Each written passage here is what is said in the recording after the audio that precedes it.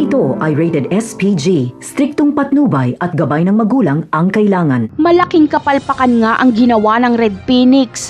Masyado nilang minaliit ang kakayahan ni Ramon. Hindi nila napatay si Ramon at tuluyan itong nakatakas kasama si Marites.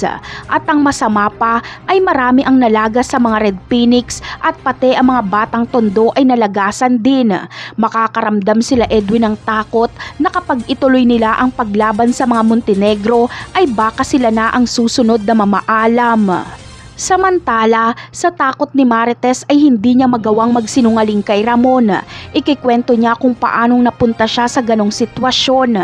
Ipapakilala din ni Marites ang kanyang sarili. Ngunit ang tanong ng marami, makikilala kaya ni Ramon na ang babaeng nakaharap niya ngayon ay ang nanay ng anak niyang si Tanggol?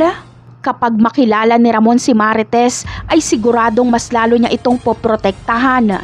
Malamang ay isasama niya ito sa pag-uwi niya sa mansyon dahil mas ligtas ito doon at isa pa ay nandoon naman ang anak nitong si Jesus.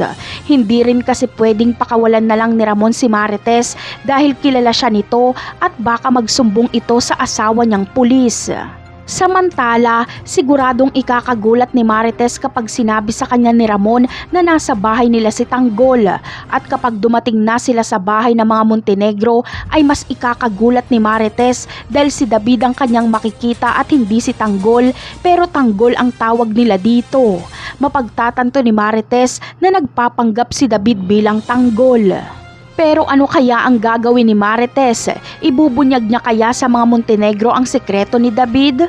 O sasakyan niya na lang ang pagpapanggap ni David at sasabihin niya kay Ramon na ito ang kanilang anak? Ililigtas kasi ni Marites ang buhay ni David. Kapag binisto niya ito, ay siguradong tatapusin ito ni Ramon. Napakarami pa nating dapat abangan sa mga susunod na episode. Paalam!